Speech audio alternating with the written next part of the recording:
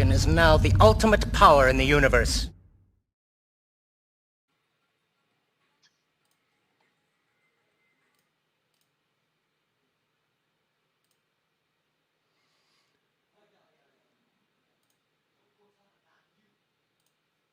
That was interesting. How's it going, everybody? I think I closed the right window Trap here. remix of Scarif. That is. Wow. Welcome everybody in the chat. I love that you guys are out here. Ooh, everybody, welcome to the Scarif Scuttlebutt podcast, Scarif Live. And Brad, good to see you, my friend. Happy New Year! And is this the first Scarif Live of the new year? Well, Happy New Year to you as well. And yes, it is. The world is crazy around us, but at least we still have Star Wars to talk about, and plenty of it, which is good. This is what we need. The rest of the world is chaos, but at least we have something we can geek out about together as friends, and we got all of our friends here in the chat. Good to see everybody. Thank you all for joining us, and Happy New Year's to everybody in the chat as well, since this is our first Scarif Live of the new year. I was just petting my my good luck Grogu there, so Yeah, I petting think your I think Grogu sounds kind of dirty. I This think is, that's good. And speaking of petting your Grogu, if you guys hey, are interested in our little sponsor, make sure you head on over to Manscaped. Talking about petting your Grogu, but make sure your Grogu is nice and clean. Brad, isn't that right? that, I, I'm not often speechless. I got no retort for that. Yes, nobody likes a dirty Grogu now. I guess no, everybody's gonna hate us if we start comparing Grogu to the Manscaped products. So we'll stay away from that. But yeah, if you didn't get some for Christmas, well, you missed out. But you can still go to manscaped.com and use the promo code BeachBalls for Woohoo! 20% off. And they are great products, better than you might imagine. So go and check that out, manscaped.com. It really is nice. It keeps everything nice and clean down there, or wherever it is that you might have Wherever. manly hair. But not just manly hair, womanly hair too. I don't care. Uh, and moving That, right along. moving right along. Anyway, thank you everybody in the chat. We have quite a show. First of all, earlier tonight, I put out a question for you guys. I wanted to find out if I should what kind of adult beverage I should have, and I gave you guys two choice. Keep it simple: beer or wine. And I just checked a couple minutes ago, and Was it a tie? Got a I think double fist. I think the beer won. But you know what? I'm not afraid to mix my alcohol. I'll probably have a little glass of red wine towards the end of this broadcast and see who else we can piss off today. Yeah. I think it's time to have some more spirits introduced in the Star Wars universe. It's always Corellian ale. You know, everybody's always like, them. Is that the only beer in the whole universe? Is Corellian ale? It's Yeah, time for right. some Yeah. new alcohol there. Time for some new alcohol and time for what was the other thing that we had posted up on Twitter a couple of nights ago in anticipation of tonight's scheduled Scarif Live. We wanted to chat with each other and bring in a fellow Red Fiver. We got Red Charlie, Red 4 Charlie from Star Wars through the ages coming up. We're going to chat with him, but we posed a question to you guys. What do you guys want to talk about? And we did get a couple of responses, and I'm really glad. There's a couple of very interesting topics that we will get to on tonight's Tatooine Hot Takes. I don't know if they'll be hot takes, but they'll definitely be a couple of topics that we can sink our teeth into. Isn't Yeah, that some of right? those were kind of PG. So if anybody in the chat has some spicier questions for us, maybe some controversial ones, you can sit there and dwell upon while you're in the chat. By all means, throw them at us throughout the show, and we'll see what kind of trouble we can drum up tonight. Excellent. Without further ado, let's bring in our fellow Red Fiver. I know you guys are itching to see who we got. Well, we already told you, but here is Charlie. Charlie, Red 4 Charlie, how's it going? Happy Red 5 Day. I just made that up. It's always Red 5 Day around here. So how's it going, man? Every day is Red 5 Day. Absolutely. No, it's a great evening. Got all my work accomplished for the week. Today is my Friday, so I have the next 3 days off. So yeah, man, it's going well. Getting ready to get down on some more High Republic stuff. Just got the next two little small books, and yeah, man, that's I'm excited. Did you make it through Light of the Jedi already? Yes, I did. Man, I'm only about halfway through. How'd you finish so quickly? I read about 100 pages an hour, and so it doesn't take very long. Yeah, I'll be honest. I got this one. I mean, I did get the hard copy, but I got this one on audio, and I posted that on Twitter as well. Mark Thompson does such a good job with these, and it's so entertaining. And with all the sound effects and with the music in the background, it's like you're watching a Star Wars movie. I wasn't sure what to think about this book at first because it seemed like it was all over the place at the beginning. But I'm about halfway, 2/3 in it, and it's getting pretty good. So did you enjoy the book overall? Yeah, absolutely. And man, I started listening to the audio version first because our stores did not have the hardback here in Roswell, New Mexico. So thanks very much for that, Target. I really appreciate it. So I got the audio book. I started listening to it. Some of the accents that Mr. Thompson did, I really liked. And some of them I just were like, wow, that's way over the top. So then I switched over to the hardback and got through it a lot faster than what I would have listening to it in audio format. But man, the way that it was written, I love how you were introduced to a character within the countdown, and you were vested. By the time that passage ended, you were so vested in that character that you're shocked on what's going on, and you just had to keep reading. Yeah, I don't want to spoil it too much for everybody, but maybe you can relate when it started off. That I think with that first chapter. You remember Transformers the movie back from what was it, 1985, the cartoon movie, like where that didn't. I was just a little kid, and that movie took some dark turns right away. And turns out was not, 6-year-old me was not ready for it that time.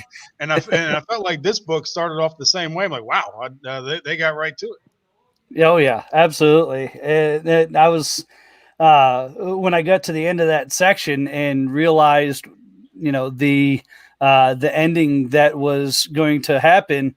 Trying not to give any spoilers here, but it really took. I was like, wow, I was already invested. I already liked the character, and I was like, oh, this is going to be good. Let's see what kind of adventures we're going to get, and then bang, now we're on to another chapter, and I'm like, oh wow, all right, yeah, let's see what happens. Yeah, I mean, Ro and I have talked about Charles Soule many times on the Scarif Scuttlebutt, and you can tell he really loves Star Wars. He does it justice. His Vader series is among the best for Star Wars.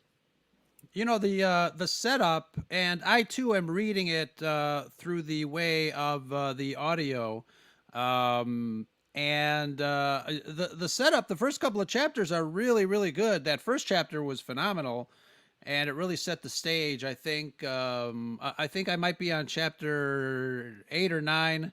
Not only am I a slow reader, I'm also a slow listener, apparently. But it's really fascinating, and I know what you mean, Charlie, about sometimes the accents are a little non-Star Wars, I guess. But I'm definitely enjoying the takes. Mr. Mark Thompson, like everybody is saying in the chat, he's phenomenal. And he's got a lot of voices, but if you listen to enough of his works, you hear the same voice from another Star Wars story, but it's a different character. You're like, wait a minute, that guy was that was Han Solo in another book, and now he's this lieutenant. Right? But he's still great. I can't harp too much on accents, especially in Star Wars. Basically because of Mandalorian and having Bill Burr play a character, and you don't get much more of an accent than when he's doing his Boston accent, and it just really it really pops. And it's he actually had a really cool, good take on it on Jimmy Fallon, and he's like, what happens when you pull into a spaceport and and you have an alien look walk up to you and say, hey, how you doing, and you understand him, but that's okay. Or like Han Solo and Chewbacca, they have discourses where they're just talking to each other and they understand each other, but nobody knows, else knows what the heck's going on. It's accents are a funny thing, but it just was. I guess his pronunciation of it was just a little over the top. It's like he really went hardcore into it. Like, I don't know, if I was to try to redo some of my old New England accent, it just would sound odd because I don't normally talk that way. So I don't know. I mean, at least he didn't pack his cat anywhere. I mean, it didn't go that far. Yeah. You always got to keep track of your cockies. Yeah, and I'm glad the comic books are coming out at the same time as the books, because you're trying to get used to all these new characters, and you're trying to, it's all over the place at the beginning. It's like, wait, which one was that again? And getting all their species down and stuff like that. So it's nice for anybody getting into it. Make sure you, as Charlie said at the top, make sure you're checking out all the different works so you can get more used to these characters. And so far, so good. Yeah, I think that's one of the things that that might be an issue with a lot of people that are having trouble with just something brand new. I mean, obviously, a lot of the fans have been kind of clamoring for something new outside the Skywalker storyline, outside the original trilogy, era.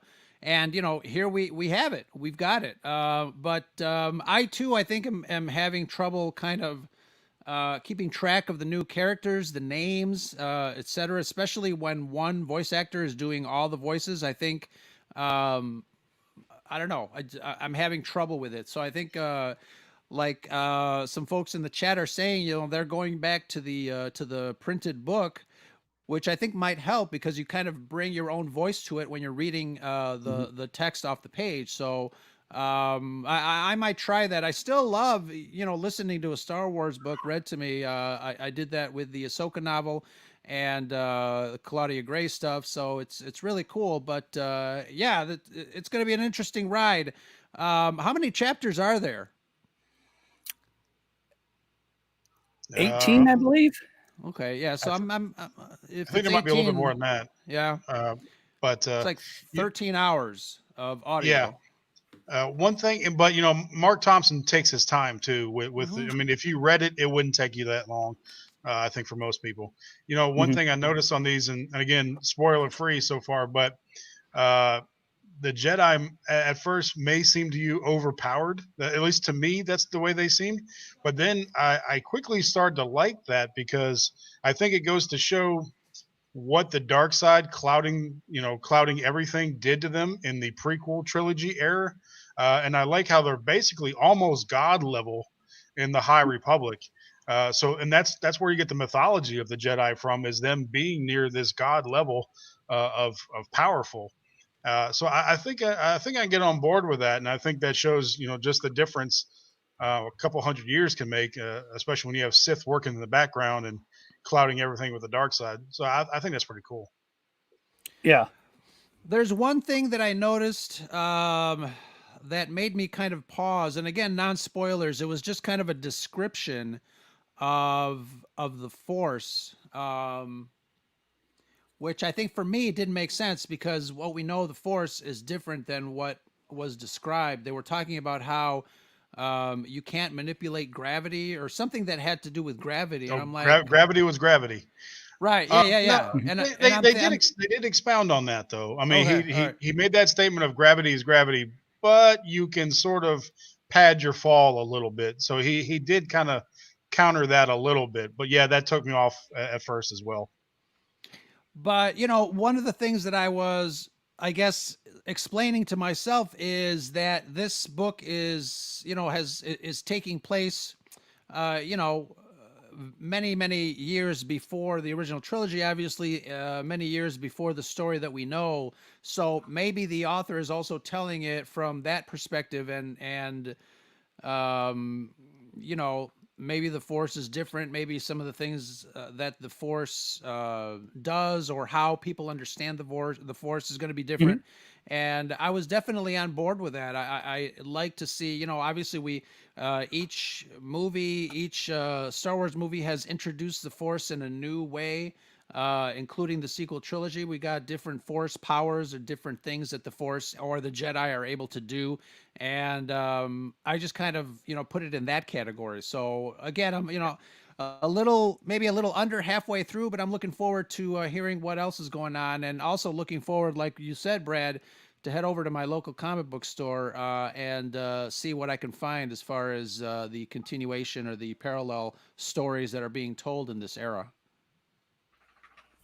Yeah, and there's definitely some force powers that I'd like to talk about in a future episode on Scarif. I don't want to give them away quite yet. Let everybody get their chance to read or listen, however they like to consume their Star Wars. But yeah, there are a couple new ways that I think are pretty cool, and for Charles to come up with that, well, I guess the whole creative team to come up with that's pretty neat.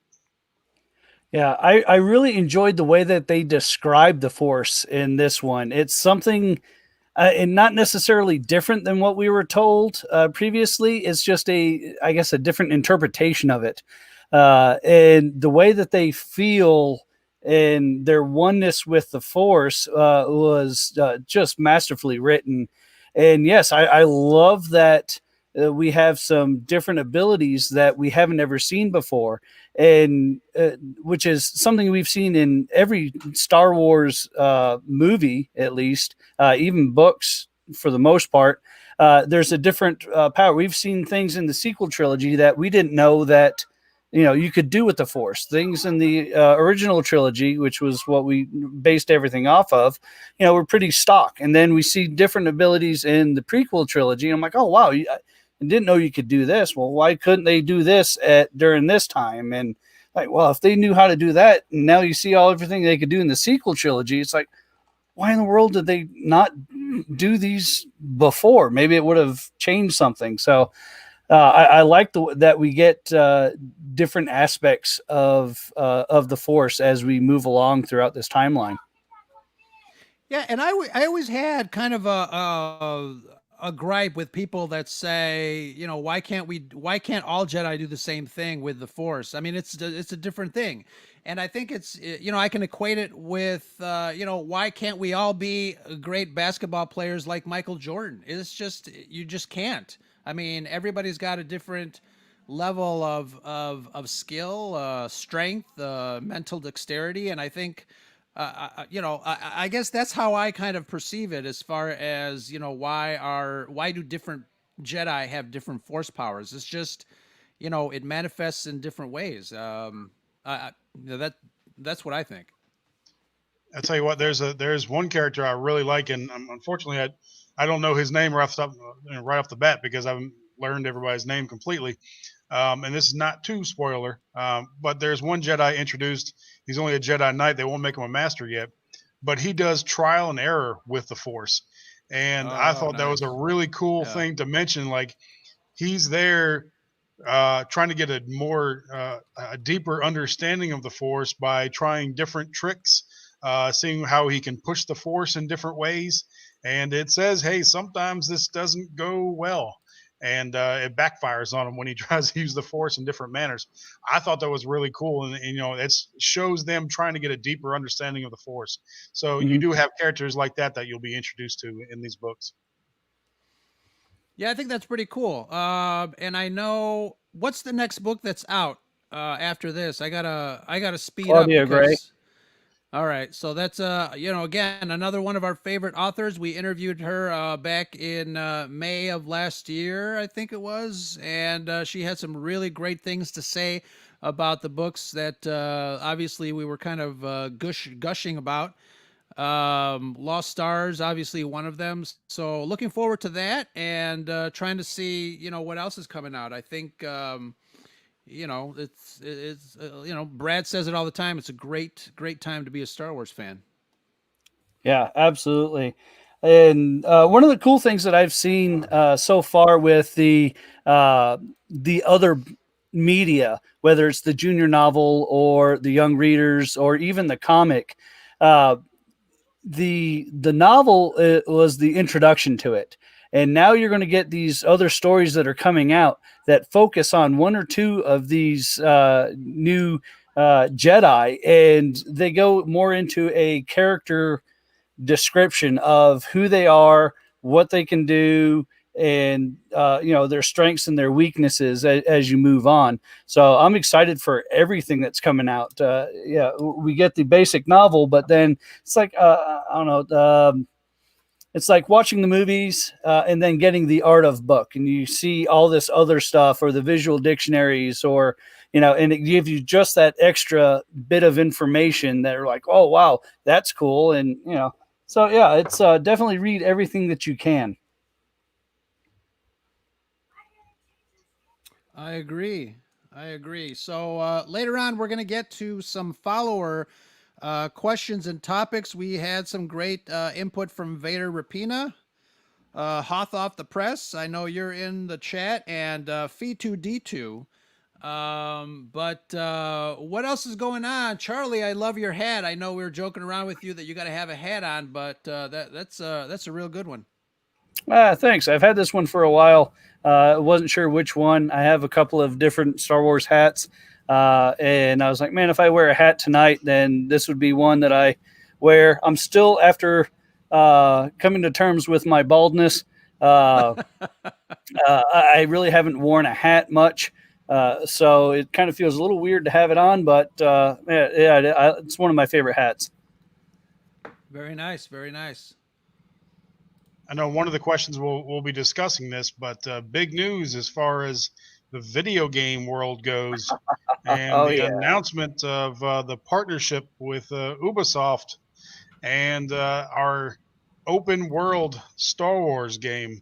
Mm-hmm. And we don't have much details because I think it's going to be quite a ways away before we actually see this on the shelves or to be downloaded digitally. But I'm pretty excited about that. Charlie, you excited to hear that news? I am, although I am surprised that they went with the division of Ubisoft that they did, with Division 2 being their main game that they've done. I really thought that they were going to go with the Montreal bunch that has done the Assassin's Creed style, especially when they said it was going to be open world. And unless they make this an online only game similar to what Division and Division 2 are, it was really a surprise. But yeah, man, I am stoked. I'm ready for some good Star Wars gaming. I know a few of the people over at Ubisoft, and they're top notch, and I know they were excited to get this contract too. How open world do you think? Because when you're talking Star Wars, we're on the galactic scale now. So how open world do you think open world will be? I am going to say it's probably just going to be on a planet or maybe two. It will start off small. Then if it goes the way that they want it to, they can introduce other worlds in packs. There's not a whole lot of games other than, say, like No Man's Sky, that you can go and visit other worlds, especially online. So yeah, it's I think it's going to be mainly one world to start with, and with the possibility of them opening it up into other things with expansions. So real fast, I just want to mention Fee2D2, one of our followers, one of our wonderful followers, had posed that question to us. What's your thoughts on the new Star Wars gaming shift? Thoughts on the massive Star Wars online games in development with Ubisoft? Where do you want them to go with that? And I'm not a big gamer, but I know a lot of people are very excited. I see it in the chat. as far as open world, yeah, you're right. I mean, how open can it be? But you're right, Brad. This is now on the galactic scale. It would be an amazing thing, and maybe in the future you can maybe hop in your X-wing, take off, go to Warp Factor 7, and head over to Hoth. I know that's a different franchise. Sorry about that. What? But yeah, that would be kind of an amazing thing. Somebody in the Twitterverse mentioned the magic numbers 1313, Oh, and that there was, you of go. course, a game that many of us were dying to get our hands on right before Disney bought out everything, and they scrapped the project at 98% completion, something like that. But that was a game, for anybody not familiar, that was set on Coruscant primarily, if not completely. And you were not a Force user, but I think you were along the lines of a detective, and you're investigating some crimes on Coruscant, and all the shady, it got you into the different levels of Coruscant, how things are on the quote unquote surface of Coruscant, which of course is not the surface. But then it gets shadier and more dangerous the farther you work your way down the levels of Coruscant. And, we were really looking forward to that game. So if you're going to make it open world, I think that world should be Coruscant, because it literally has everything. And it's I think it's the populations in the trillions on Coruscant. Yeah. So that Coruscant is an open world. You're never going to get to. And I like also going back to the Light of the Jedi. They actually are on Coruscant for a little bit, and you even get more new locales on Coruscant in that book. But if you get to see the Jedi Temple in the background, and the Senate, and and then you go over to Dex's Diner and stuff like that, I think Coruscant will be the place to have an open world game. Absolutely. I just want to mention Amanda, one of our wonderful patrons of the Scarif Scuttlebutt podcast, is a great comment. She says the engine works great, and I think Star Wars is a perfect fit for Ubisoft. I'm not too well versed in the whole war between the software companies and the issues that they had with microtransactions. I kind of ignored that. I just played the game as is, so I wasn't too savvy about all that stuff. But yeah, an open world on Coruscant would be amazing. Mm-hmm. Absolutely. And yeah, I was thinking that 1313 was supposed to follow Boba Fett as a bounty hunter on that level. But maybe Brad, you might be right on that, where it was a detective instead of bounty hunter. But yeah, I know a lot of people were wanting something like Fallen Order to be more of an open world like that. But the logistics behind having that with so many different people on different planets is just a nightmare for servers to run. And they've tried to do that with a lot of the other games. Back in the day, Warcraft,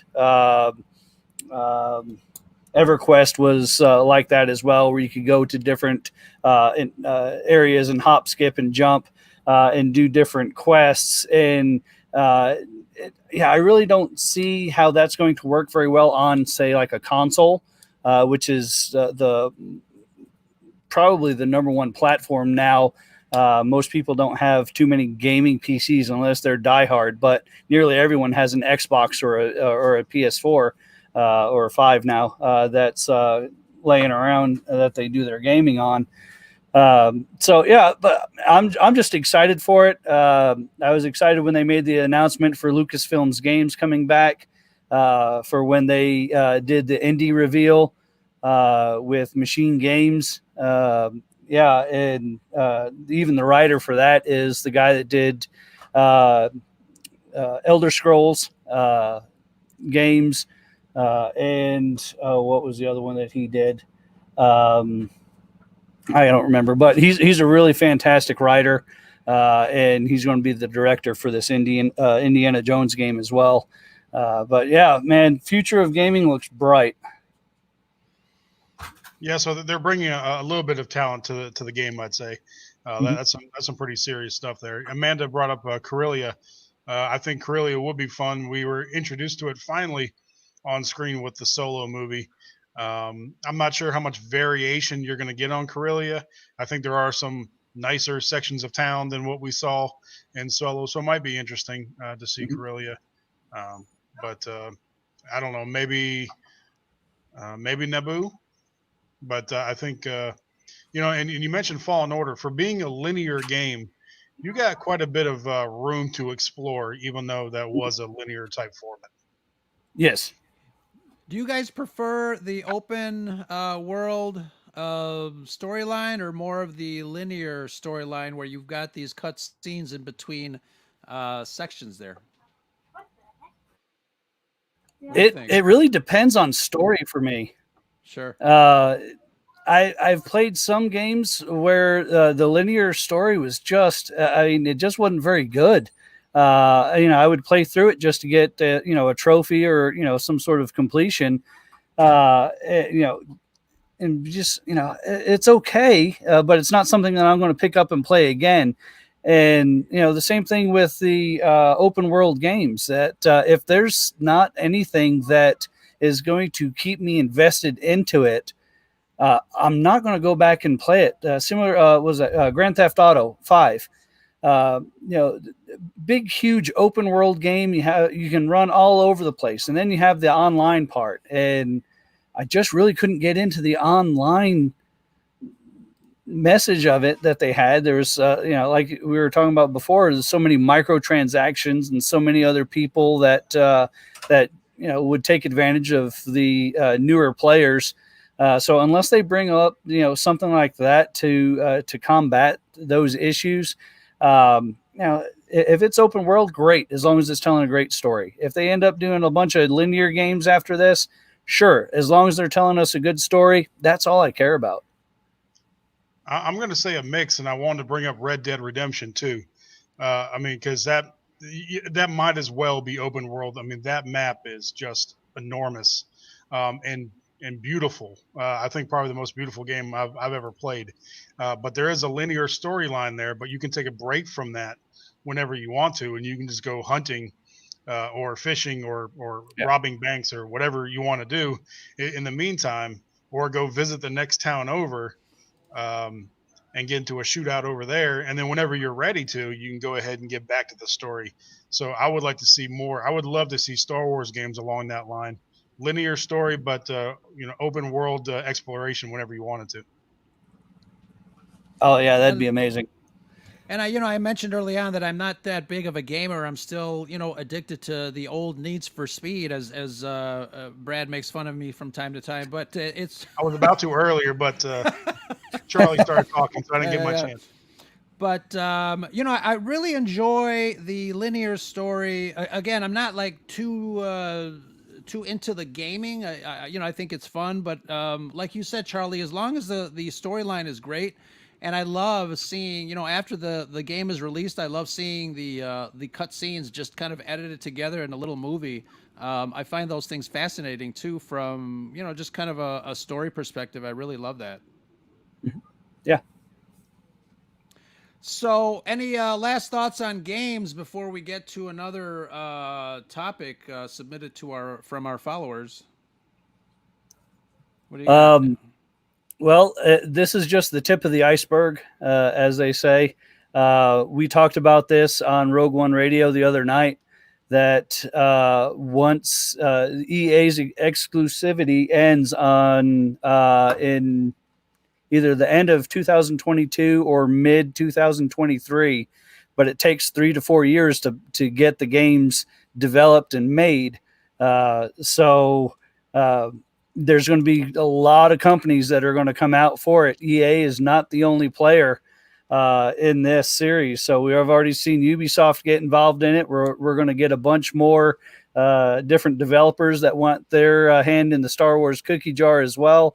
I would expect a bunch of Mandalorian type games to come out, a lot of bounty hunter type games that people will pitch to make. And I'm ready for it all. Excellent. So we got one of our new friends, Hoth Off the Press, says, what story from the EU would you like to see brought into Star Wars TV or films? Something that maybe has not been introduced. I know little by little they are starting to pull in some expanded universe stuff. We obviously see a lot of that in The Mandalorian. Very pleasantly surprised that they are doing that, kind of picking a little bit here and a little bit there just to kind of spice up that recipe that we all know as Star Wars. Brad, I know you are a big EU guy, and we talked about this in previous episodes. Everything from the Darth Plagueis novel to some of the other stuff brought to us early on in the Star Wars pathos. Is there anything else that you'd like to kind of see bring into canon? Well, you already mentioned the Mandalorian, and we spoke on a previous show about, we could see the Thrawn trilogy be brought about in the Mandalorian. It's a few years after Return of the Jedi, just like in the books. Thrawn's been away for a while, just like he was in the books. So we could very well see a Thrawn trilogy type show there on the Mandalorian or as an offshoot of the Mandalorian. But it's definitely going to happen. Yeah, I think so. I think a lot of the EU folks would love to see the Yuzan Vong. I was never a huge fan of those storylines. And a lot of people like to see that. You know me, I've only mentioned Darth Plagueis about 527 times or so on our show. So I would love to see Darth Plagueis, and I would love to see, who did they mention? The actor that played Loki in the Marvel movies. Tom Hiddleston. Yep, as a young Palpatine, and they showed a picture of it, and I just fell in love with that picture and with that idea of seeing him as a young Palpatine. But if you could see that interaction between him and Plagueis and what the two of them were already planning, we saw that in the book, and I would love to see that brought to the screen. Of course, they're going to put a new spin on it, but I would love to see that storyline be brought into it. That's my big one. And of course, we've asked for the Old Republic for a long time. We're getting the High Republic now, so I think we should be thankful for that. But Charlie, what do you think? Well, Amanda's took mine. I would love to see Knights of the Old Republic. I really would love to see the story of Revan play out. I think that they would do an amazing with it, and it was such a good story that it spawned the 2 video games, and there's so many fans of that already. They just released Knights of the Old Republic 2 for mobile devices, so there's a lot of people that want this period of history to be shown, although it is no longer canon. I can't wait. The only other one that I thought of that would be really cool to see is, and I don't know if this would be considered EU or not, but I wouldn't mind seeing something from Chuck Wendig's Aftermath series. I think that there's a lot Definitely of good stories. Not EU, Charlie. Don't you do that to the EU. Don't. I know, but we haven't seen it yet, and it's just kind of hanging out there. And I really, if I could have a story be told, or to be seen, I would really like to see that section of history as well. What was really cool in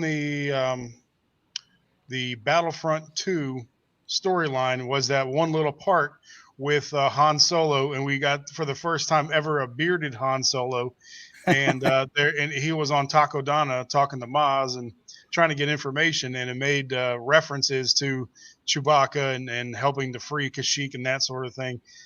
So they did make. I really geeked out when I saw all those references to the Aftermath story. So yeah, I think that would be fun to see. So when you played Knights of the Old Republic, Charlie, did you stay on the light side or did you go dark? Dark. I'm always dark. My favorite character is Palpatine, so I have no squad behind me. Long live the Empire. Yeah, that's. But I just couldn't bring myself to do it. I think Ro and I have talked about this in the past. Like, I thought the dark side responses were so extreme on that game. Like, you needed a pack of batteries, a pack of AAA batteries, and it's like, hey, can I get some batteries? Jedi mind trick, or Force lightning the guy. And I just thought, using Force lightning to get some AAAs was a bit over the top. So I could never make myself go full dark side on that game. You should see me when I go to 7-Eleven for a Slurpee. What do you mean over the top? You got 7-Elevens in Chicago? Because I'm so mad that the South doesn't have 7-Elevens. Oh yeah, Right? we still got them. We still got them. Oh, Well, we got them now because they're taking over everything down here, but they're not the same as what they used to be. Yeah, it's funny. Real quick, I just want to make a quick apology. I think I posted Hoth off the press, but it's his handle. Our new friend is Hoth Off Podcast, so check him out.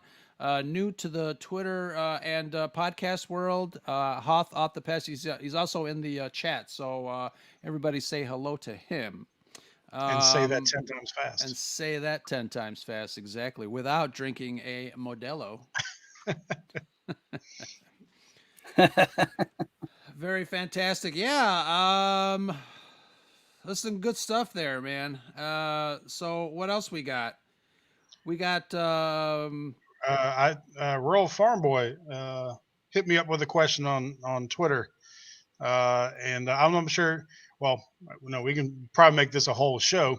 But he was asking about top 5 favorite droids in the Star Wars. So we can definitely name a couple each. Otherwise, like I've been wanting a droid show for a while, just on droids. And do they deserve equal rights to sentient beings in the Star Wars universe? And I would argue, yes, they do, because they obviously have feelings. They've said it. But anyway, that's neither here nor there. Charlie, some of your favorite, and you can't pick R2D2 and C3PO. So besides R2D2 and C3PO, because that's the cheesy answer that Ro would give, what are your favorite droids in the Star Wars universe? well, I would have to say number 1, Chopper. Love Chopper. I always forget Chopper. I don't know why. I always forget Chopper, but yeah, you're right. And R4 is another. I've always had, and would think it would have an interesting story, mainly because, well, if he didn't have a bad motivator, then he was the droid that was chosen. So, did something happen to him where he had a bad motivator? Did R2 or C3PO do something to him, to ensure that they were the ones that were picked? Or I don't know. So, but I like that one. And then 2Med2 is always a interesting one for me as well. Do you remember, we've mentioned it before on the show, do you remember the Star Wars Tales comic book from a few years ago? It was when Dark Horse still ran it, but they called him Droid Jedi, and it actually made him a Force user, and he blew his motivator on purpose for the good of the universe. I always thought that was a fantastic take on that one. Isn't that also in the Empire Strikes, or the first From a Certain Point of View collection? Didn't they also hint at that? They may have, yeah. I mean, I repressed most of those stories, but what they did to Tarkin and others in that one, I don't know. But yeah, no, it may have been. But I also thought that was a pretty cool story. I'm gonna start off by saying K2SO. We don't talk about Rogue One very often on this show, like hardly ever, except every other show, and we named ourselves after it. But yeah, Amanda's got it right. K2SO. Such a great character. He did such a great job with that character. The sarcasm there, the fact that he's a reprogrammed droid, so I can relate to him. My filter also died a couple years back, so I tend to say whatever comes into my circuits. It was part of my reprogramming, so I can relate to that. And some of the best scenes in Rogue One were improvised. I'm sure most people in the chat, because you're all smart individuals, know that the slap from K2SO to Cassian Andor was not in the script. They were just they're about to cut the scene, and he decided to slap the hell out of him. The best part about that scene is, if you look closely, you can see Cassian trying so hard not to laugh. He's failing at it, because he's snickering. But he couldn't believe that he did that, and he was trying not to laugh his ass off. But the director's like, oh no, keep rolling, and they put it in the movie. And I think that's one of my, of course, that was one of the best fight scenes in the whole thing with Chirrut Imwe doing his thing, and then you have that where he just slaps the hell out of him. I think that was just classic movie making, and that's why we love Rogue One so much. Ro, what do you got? Well, I don't care what you say. I think our R2 is one of my favorite droids. One of my favorite fictional characters of all time. I mean, look at him. Just look at him. But, in all seriousness, I mean, there are quite a lot of droids to pick from. Everybody is dropping their favorite. And, we obviously being Imperial in mind, we cannot forget the probe droid from The Empire Strikes Back. Very terrifying. Wouldn't want to meet this in a dark alley in downtown Chicago for sure. But actually, if I did, I'd probably run to it and try to take it home with me. But just don't forget they have self-destruct on them. That'll get you. That's right. That'll get me every time. But I mean, there's a lot of droids. Like I said, IG-88 for one, the bounty hunter droid from The Empire Strikes Back. Chopper for sure. Chopper is, and I think you can say this about every droid. Chopper started out as this, droid that we first met in the Rebels cartoon. By the end of it, I mean, he really had such an amazing personality. And like I said, we can say that about every droid for the most part in this saga that we all love. I mean, C-3PO, R2-D2, R5-D4, there's stories being written about them. I mean, the new ones, obviously BB-8. I mean, it's just amazing that we are able to assign, human feelings and characteristics to these non-sentient beings, these characters from a galaxy far, far away. And I for one, they can hold their own with any character, living or not, in the Star Wars arena. And I really love a lot of them. I'm a little disappointed though in the chat. Nobody's mentioned two of the greats, and I know Ro probably won't appreciate this as much because he's not a big fan of the Dr. Aphra series, but BT-1 and 000 from the Dr. Aphra series, I think they're hilarious. It's what would the dark side do if they had C-3PO and R2-D2? Well, they'd be sadistic bleeps, and that's what 000 and BT-1 are. They'd love to kill Dr. Aphra the entire time, but they're just not able to. But they're crazy. They're crazy as hell.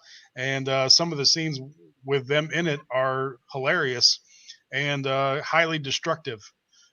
So that's one reason to read the Dr. Aphra series. Highest body count. Well, I think I just answered that one. Exactly. Yeah, exactly why I put it up. Yeah, absolutely. Yeah. BT-1 and 000. Well, I would say BT-1 to be specific because he brings the heavy artillery. 000, he does the precision work of torturing people and getting answers out of them. But there's also another.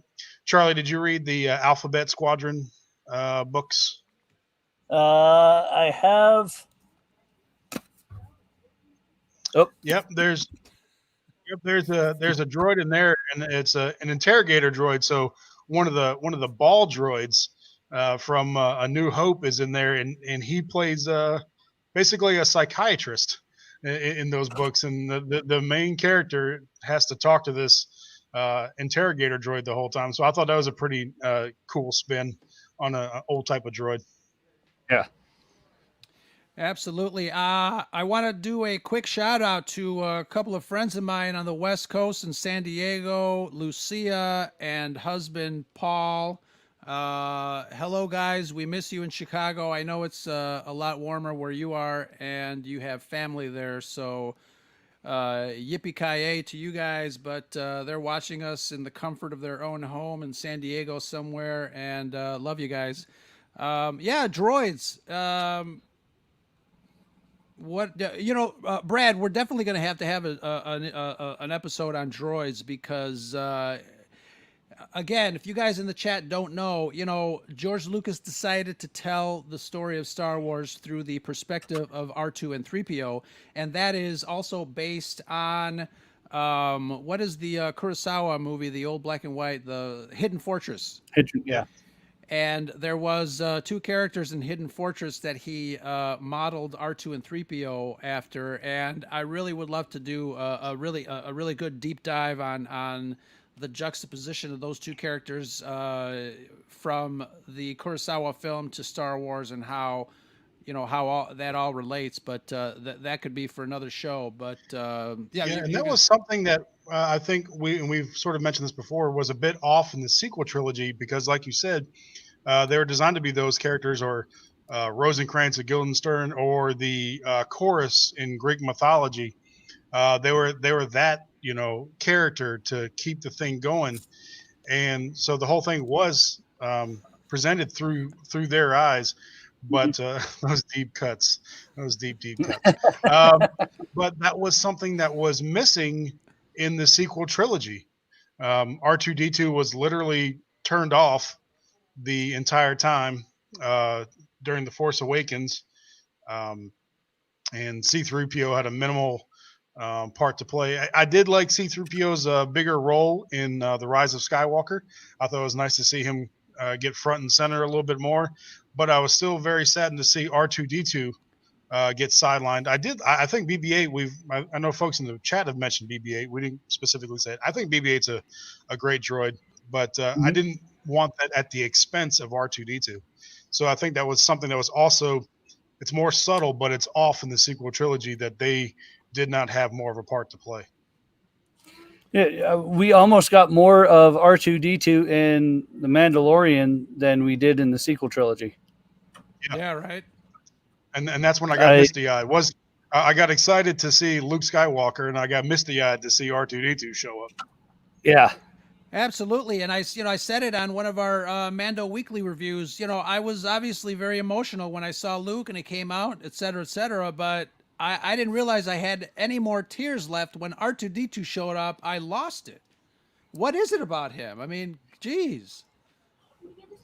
It's because he speaks our language. It's the amount that we have to censor ourselves on this show. That's. I was going to ask you guys something. I totally forgot, but was it something that was said in the chat here? Yeah, let me find it. But talk amongst yourselves there. Oh, so you guys in the chat, you guys are talking about how I came up with these deep cuts, and it's so funny because I'm probably older than both of you, Brad and Charlie, not by much. Definitely older than me. Yeah, and it's funny, Luke Hothoff podcast mentions there's a documentary called Empire Dreams, and I find it funny, not funny, haha, but I just find it really cool that young people are discovering these documentaries and these other Star Wars things that obviously I've known for years. I used to watch Empire Dreams on VHS when it first came out. So, and I still have it. It's like one of the older VHSs that I have. And again, when somebody tells me, hey, there's something called the Star Wars Holiday Special that was done back in 1978 that aired on TV. Did you know about that? I'm like, did I know about that? I lived it. I watched it on CBS. There was a tweet today that said, say what you want about the CGI Luke Skywalker on The Mandalorian, but he still looked more real than Luke actually did on the holiday special, which was Mark Hamill. And they were side by side, and yeah, that's true.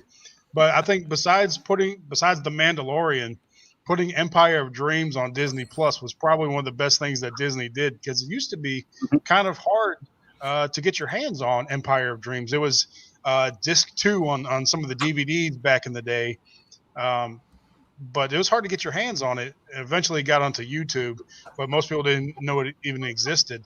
But yeah, if you haven't checked, I mean, you will get goosebumps. I assure you. Doesn't matter what, how big of a fan you consider yourself. You'll get goosebumps watching that. How they could barely get this thing off the ground, and then it Yeah. became this huge empire that we're all talking about now, 40 plus years Yeah. later.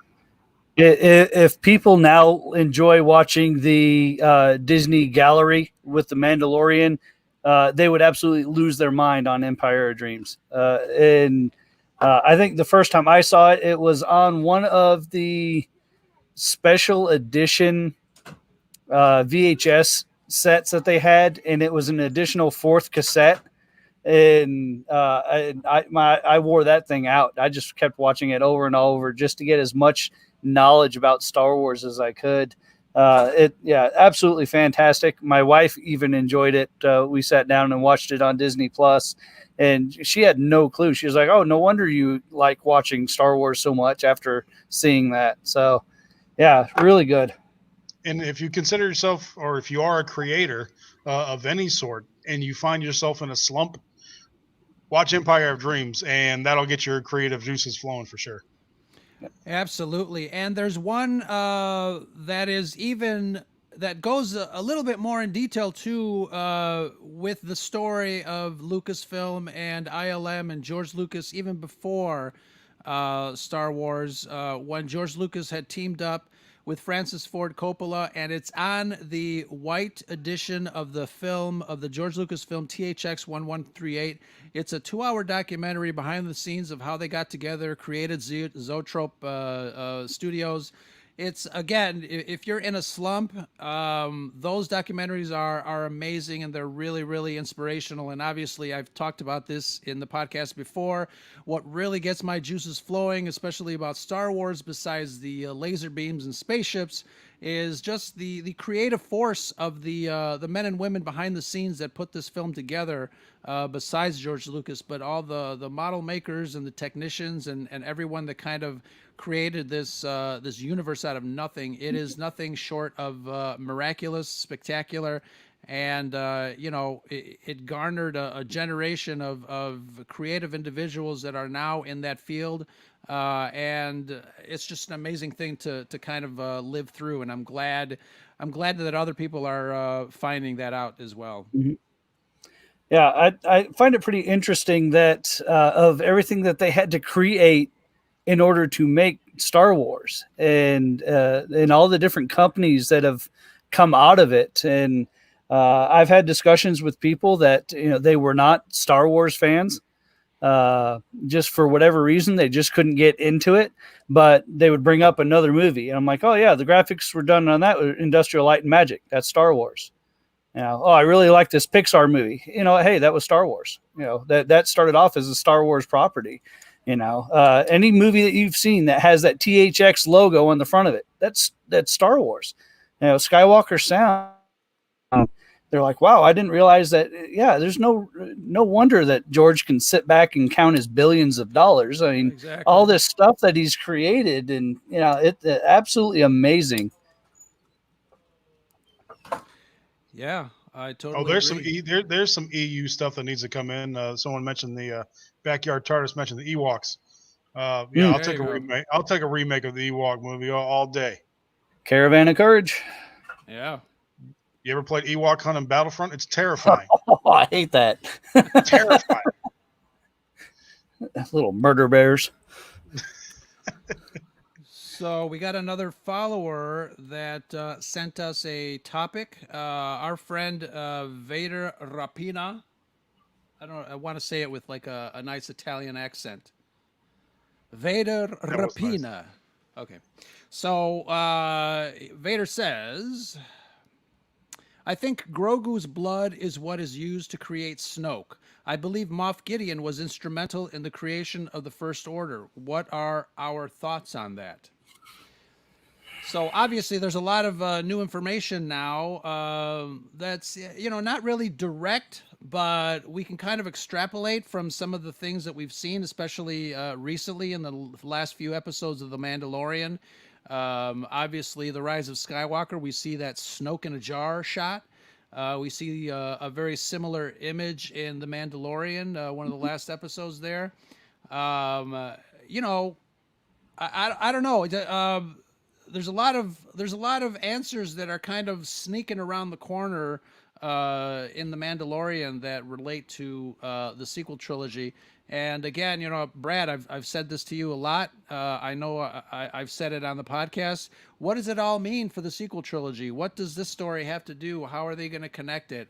I'm excited to find out because I've always been kind of a proponent of, it's not about the end results. Obviously, we know the end results in this case. We know that the First Order was created, et cetera, but we also know that somehow Palpatine returned.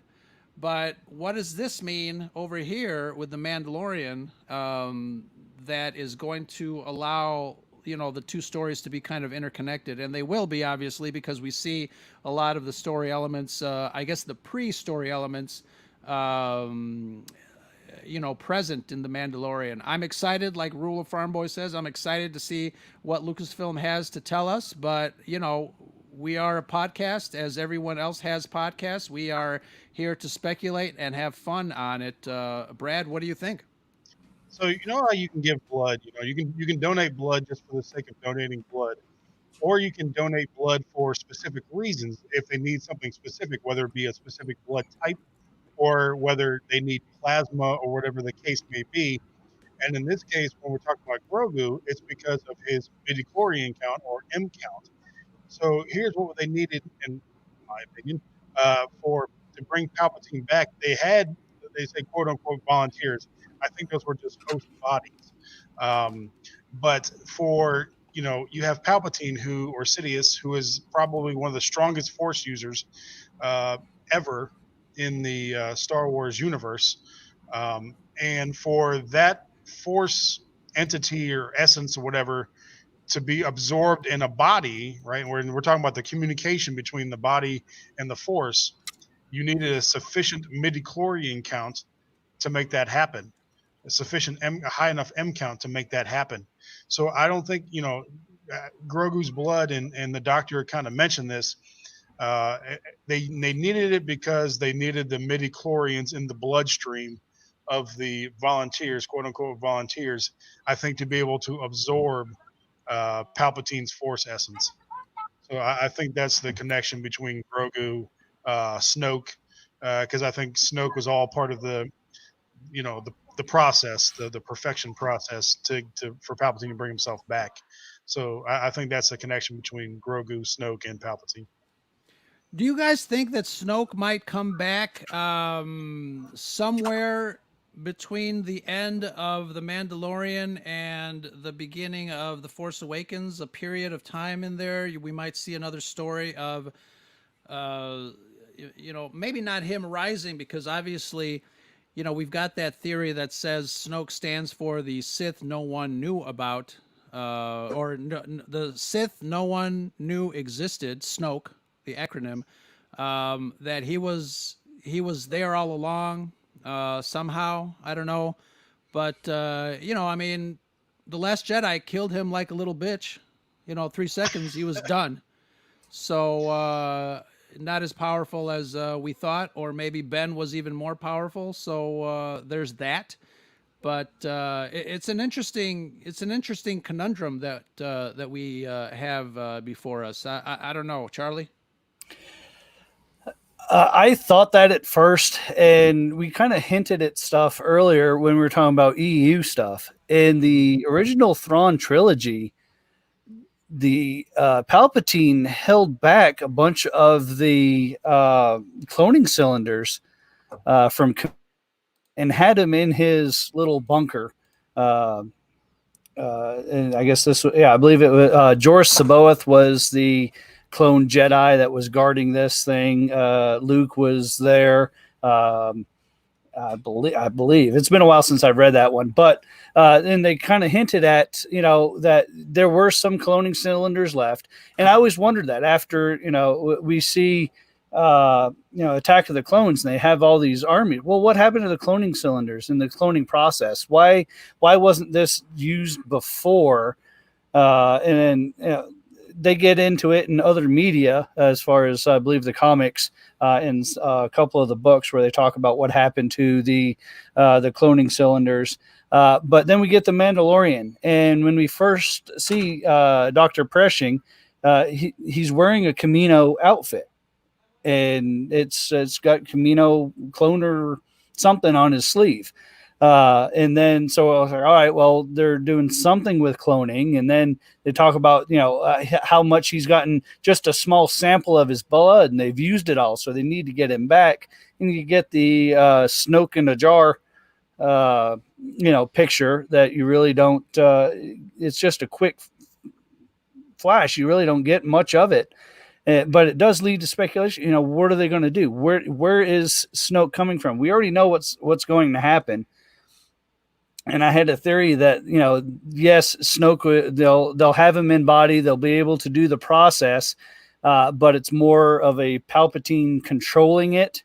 Because he said that, everything that you've seen, whether it's Snoke or Vader's helmet talking to him, it was, talking to Kylo, it was always Palpatine controlling it.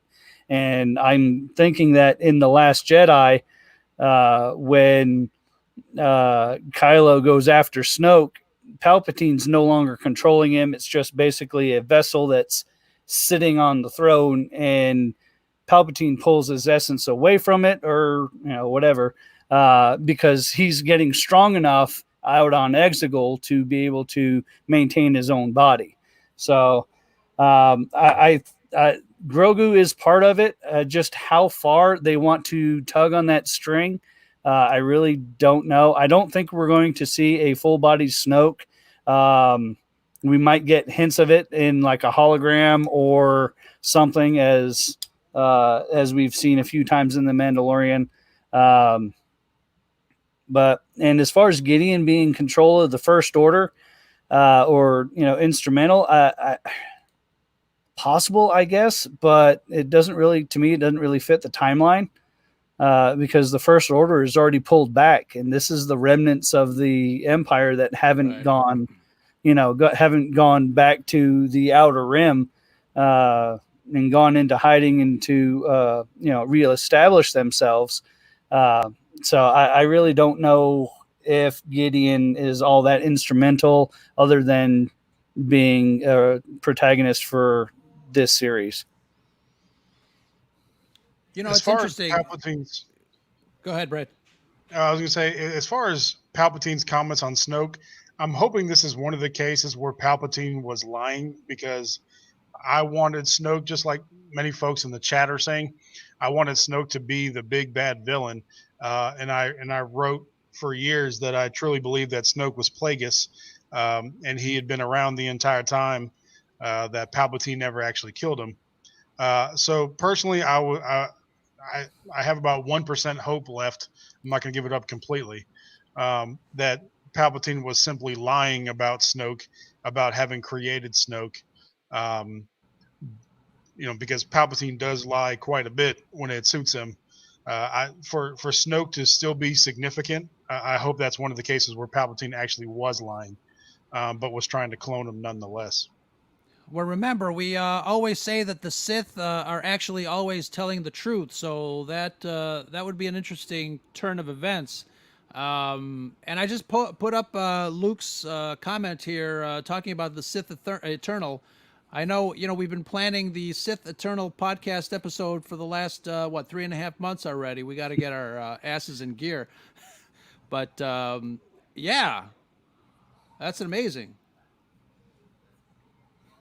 Yeah, I think that makes for a much better storyline than what we got. That he was. Mm-hmm. Yeah, I mean, it doesn't take much for it to be a much better storyline, but that definitely is.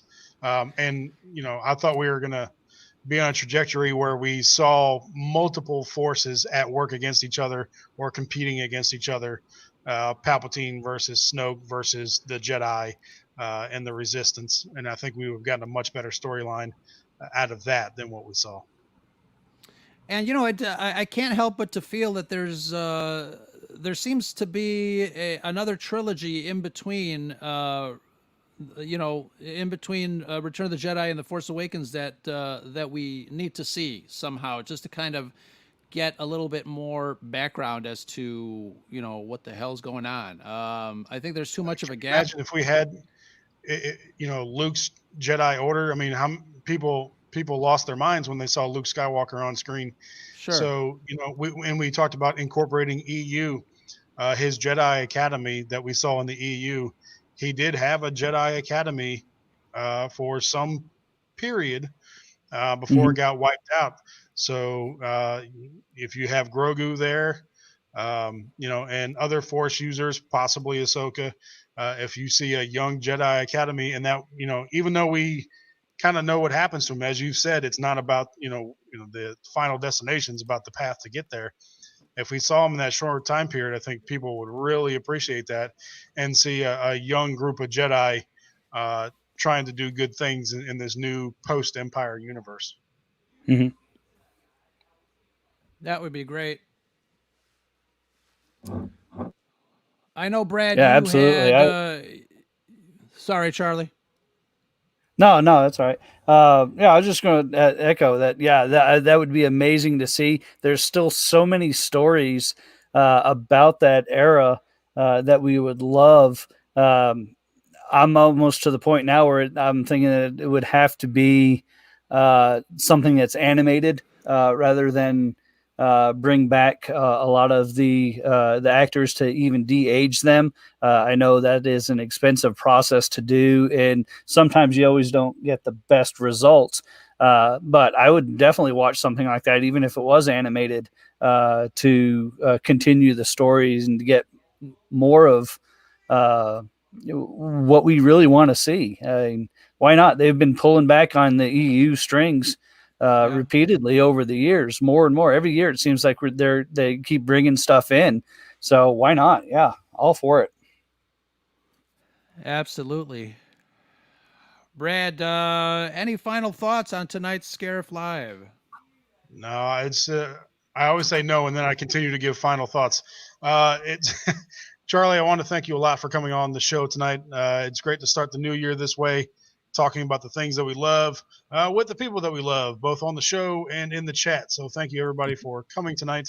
It's been real. It's been fun. It has been real fun. We love doing these hot takes as not hot as they might be. It's fun just to talk about random things. We love Rose deep dives, but sometimes we like talking about the lighter side of things as well. So thank you, everybody, for being here, and had a great time. Absolutely. On behalf of Team Scarif and all of the Red 5 Network team members, I just want to say thank you guys, and thanks for supporting all of us here at Red 5 and on the Scarif Scuttlebutt, and obviously Charlie. What do you teamed up with Rogue One Radio? That's is that correct? What do you guys have coming up? Oh, yeah. Starting, I guess, at the end of last year, Steve needed a little bit of help and was looking for a co-host. So I volunteered to jump on with him. We did a Mandalorian recap, and we really hit it off and enjoyed working with each other. So we were going to continue to do that. This last week, we had a really good show with Apprentice Ewok. Talking about a lot of different things. This week coming up, we are starting a series on looking back at the Skywalker saga, starting with the Phantom Menace. We're going to do a little deep dive on that. We're going to have a guest with us, Megan, who was in the chat earlier. She might still be there, but she's going to join us on that. And we're going to have some good Phantom Menace talk. Excellent. We got a couple of things brewing too, and Brad had to take off. But thank you, Brad, for joining us tonight on a new edition of Scarif Live. We're going to put this up as a regular podcast come middle of next week, and we're going to have a special Sentry Mode episode. Stay tuned for that. We also have a wonderful segment, actually a wonderful show coming up. Speaking of Scarif Live, we selected a couple of our followers to take over the channel, and I know a few of our people that are going to take over the channel were in the chat. That's going to be fun. We did one a year ago, and that was a lot of fun. We're just going to kind of step back and let them come on board on camera and then just take over the channel. So that's going to be really great.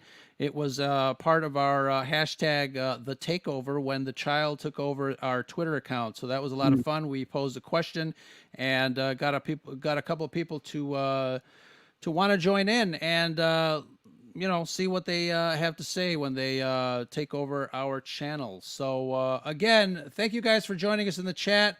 May the force be with you. Have a great night. Happy New Year. And that's the Scuttlebutt.